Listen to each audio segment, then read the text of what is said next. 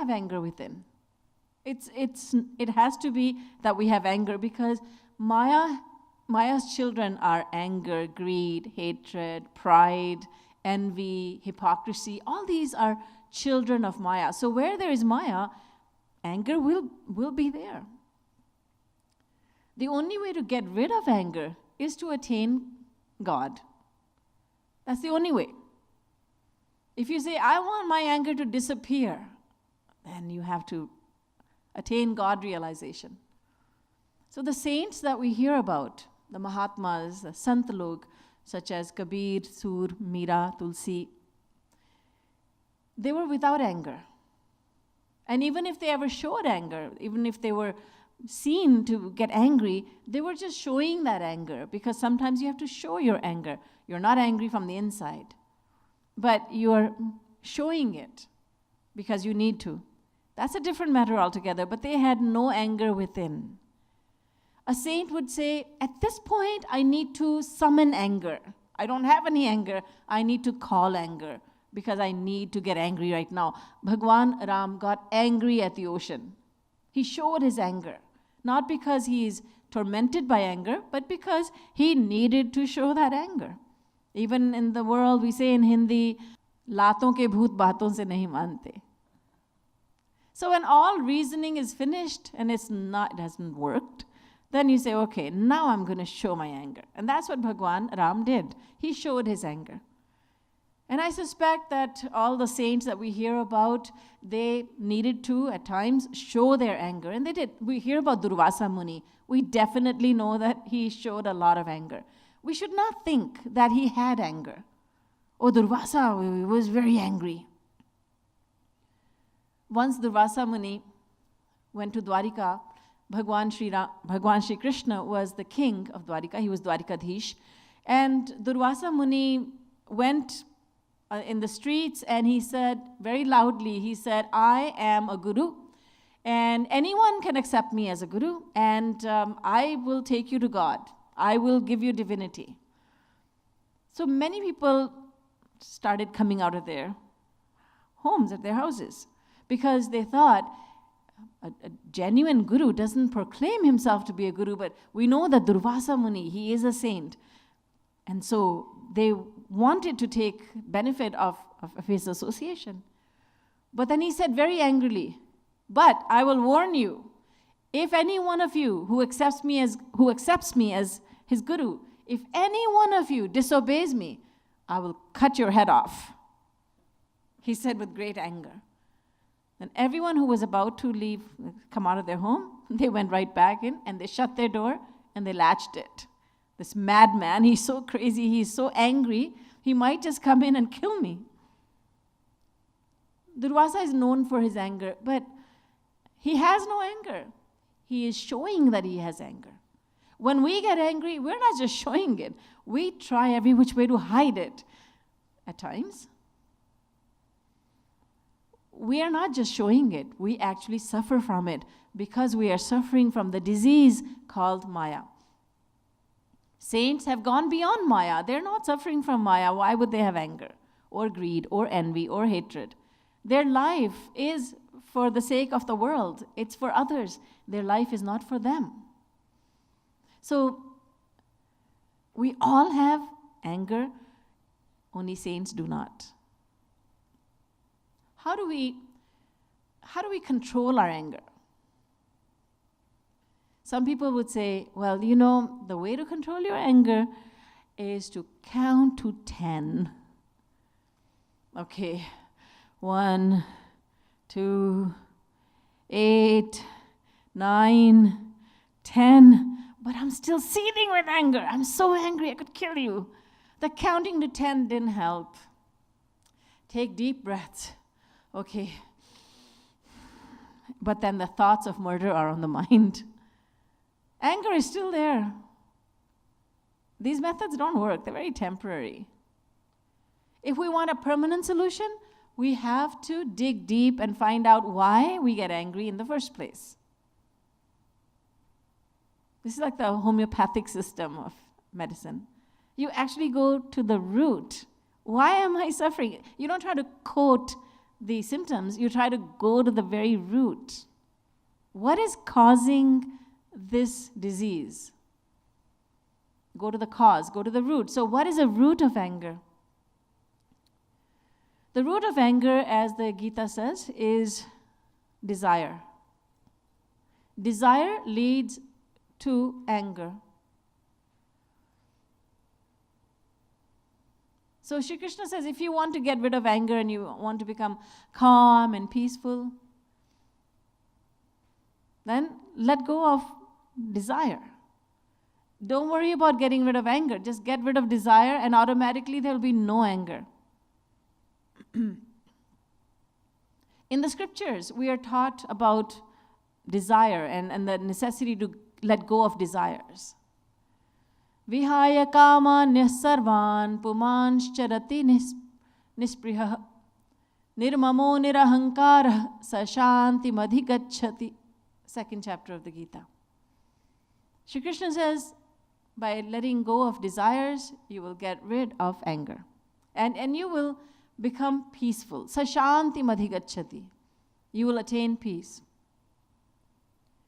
You don't have to go on a peace march. We go on peace marches. We hold placards. I want world peace. World peace? There's no peace in the mind. How can there be world peace when even the individual is not at peace? We cannot work on world peace. We need to work on ourselves as individuals. Shri Krishna says, by eliminating your desires, you will become peaceful. Now, we cannot eliminate desires, but we can surely divert them from the world towards God. And we can certainly reduce our worldly desires. Because anytime we have a desire and we are not able to get what we want, if our desire is not fulfilled, then we become angry. Let's take a couple of examples. Someone desires a very nice big house, but his job doesn't give him enough money to afford that big house, nice big house. He tries and tries, he works very hard, but somehow some unexpected expense comes up all the time. The roof starts leaking and he has a car accident and the car needs to be fixed, and there's so many things that come up all of a sudden. It happens in everyone's life. He's not able to get the house that he wants. So he will become frustrated. He will become angry because he didn't get what he wanted.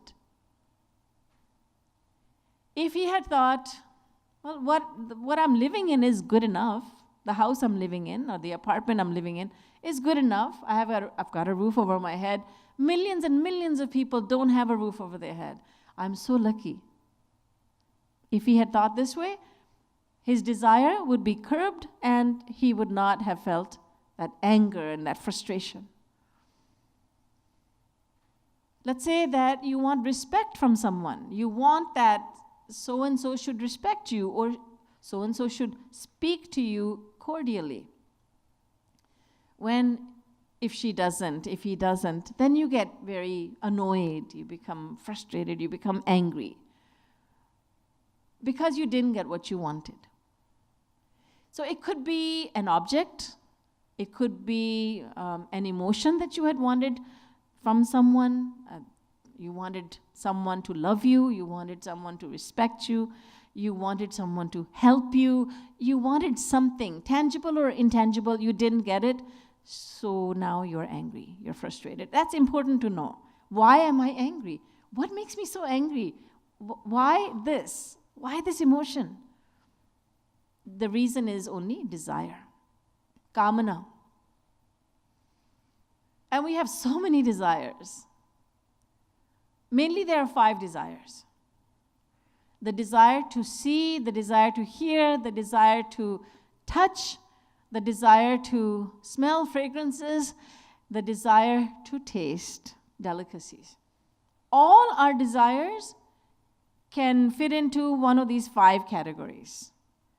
We desire to see, hear, taste, touch, and smell the world. So, These 5 desires are always knocking at the door of the mind. And they're very pushy. They want to come in.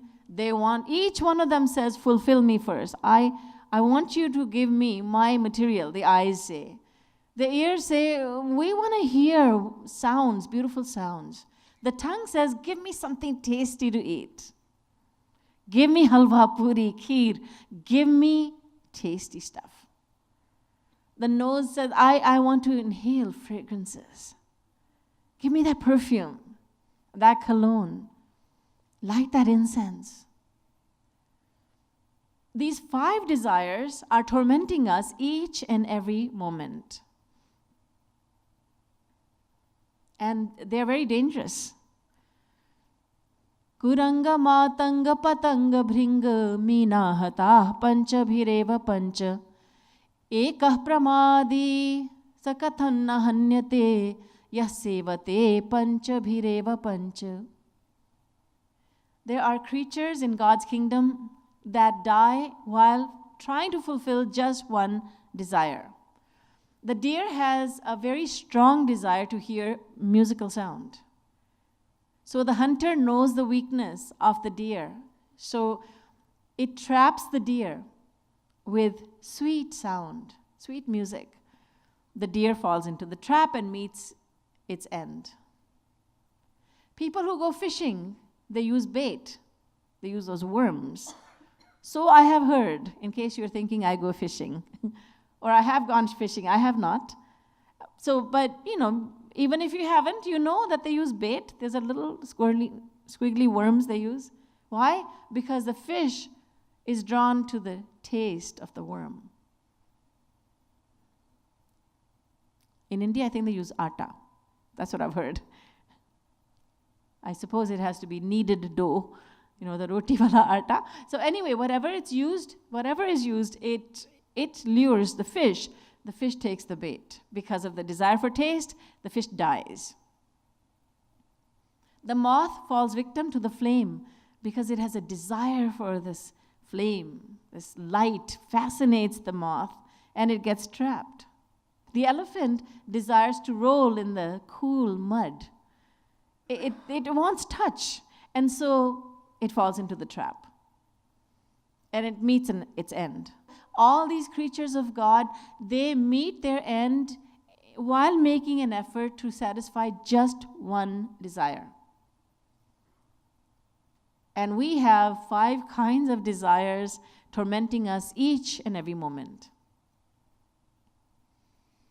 But if we reduce these desires, if we actively work on reducing these desires, if at the mall, you're in the mall for something you really need, and you see something that catches your fancy, then stop yourself right there and ask yourself, do I need this?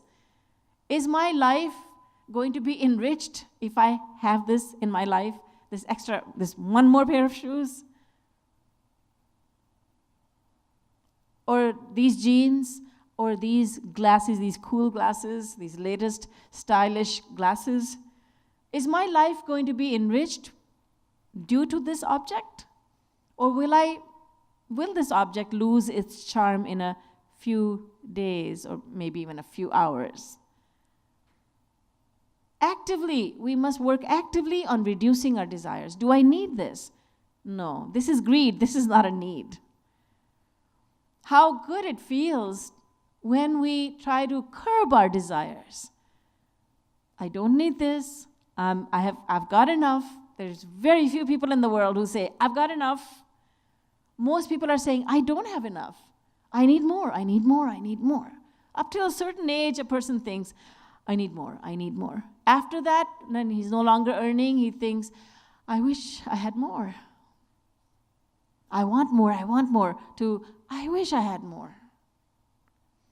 All his life he was thinking, he was working feverishly to get more and more and more. Then when he was no longer able to earn, now he laments that he wasn't able to do more, and then he also laments that he really lost a lot of precious time in just trying to have more and more. So we should actively work on reducing our desires. Need is one thing, greed is totally another. We have to distinguish, is this need, is it greed? People say, when you clean your house, keep these 3 bags or boxes with you. This is what I need to mend. This is what I need to throw away. This is what I need to donate. So we need to mentally do this with our desires. We need to ask, is this need or is it greed? If it's in the greed box, we need to not pay any attention to it. This is just greed. My greed is acting up. I don't need it. Once our desires are fewer, once we have fewer desires, then we will have less anger. There is nothing else that can happen. You can try it. Conduct an experiment. If you reduce your desires, you will have less anger, and you will have less greed also. It's a misconception that we will become happier once we have more. Actually, the truth is, we will want more once we have more. Jo pratilabh lobh adhikai, Ramcharitmanas. This means the more you have, the more you want. Greed torments us. When we look at someone who has something more than what we have, we envy that person, and we don't give our mind any rest. Our mind is working. Why can't I have what he has? Why does she have what I don't have? It's not fair. We are not at rest. We are not at peace when we become greedy, when we look at others and we want what they have. We should not try to keep up with the Joneses, so to speak. We'll have less anger, we'll have less greed, we will have less of everything once we work on desires and once we have less desires. So now, another question is, why do I have so many desires? So my anger is a byproduct of, rather a child of desire. Because I have so many desires, I have so much anger. But now, what causes my desires? What is the cause behind my desires? Why indeed do we have so many desires? There's only one reason. The reason is because we think that we will attain satisfaction from these things that we desire. I will get a lot of happiness once I have this car of my dreams. That could be a dream car, it could be a dream job, it could be a dream girl, it could be whoever and whatever. Oh, the man of my dreams, the woman of my dreams, a car of my dreams, a house of my dreams. Sometimes those dreams you think they're nice dreams, but they turn out to be nightmares. We have to watch out for these dream things and dream people. It's not all what it seems to be. So we think we are going to get a lot of satisfaction and a lot of happiness from all these things that we want. Once we have them, we'll be so happy. But it's not true. And you see that on the billboards. They're advertising the mega $1 million lottery. Millions of dollars are going to be won. And ridiculous amounts, such as $57 million. It's terrible to have $57 million. How can anyone think straight if they have $57 million or more? But the advertising says, if you win, then you're going to be in the Caribbean. Life is going to be good. They don't tell you once you win the mega millions and your name is going to be out there, and a lot of enemies will be made instantly, and a lot of people are going to try to deceive you. Someone may even try to kill you. They don't tell you all that. The more money, the ridiculous amount of wealth, it will translate into a ridiculous amount of problems. They don't tell you that. We're never told that. We're never told that, look, if you get this particular brand of jeans, it will give you happiness for a day or two, but then the happiness will start going down, further and further down, until it comes to 0. And then there won't be any happiness, then you'll want to have something else. When you purchase the iPhone, what's the first version that you got? 4 or 5, I don't know what it was. Maybe it has to be 1, I guess. There was smartphone number 1, and now we're up to 7. I'm just not happy with 6 anymore. I need to get iPhone 7. So what they did was iPhone 5 was a bit smaller, iPhone 6 was a bit bigger. Now they made iPhone 7 smaller. So just like iPhone 5, I guess, with some added features, but nothing against Apple, nothing against this company. What I'm trying to say is that we buy into this. I need this new phone. And so people line up for maybe a mile. I want to be one of the first ones to get this phone. That is so ridiculous. We don't stand like that in front of a temple of God. And we are standing in front of a store. People are camped out at night. They are sleeping there in front of the store as if this was a place of pilgrimage. And they don't think, nobody thinks there's anything surprising about that. But no, this is fine. It's not fine. It's ridiculous. We have to check our desires. We have to check our desires. We should not think that having a new phone is going to give us greater happiness. It doesn't. No. We've experienced that already, but we forget. So because we think that objects in this world, certain objects or certain people are going to make us happy, so then we start desiring those objects or those people. And once we get what we want, we become greedy. When we don't get what we want, we become frustrated and angry. We become very bitter. This is the gist of the scriptures. This is what Sri Krishna says in the Gita, that this is what happens. So we have to understand where anger comes from. It comes from desire.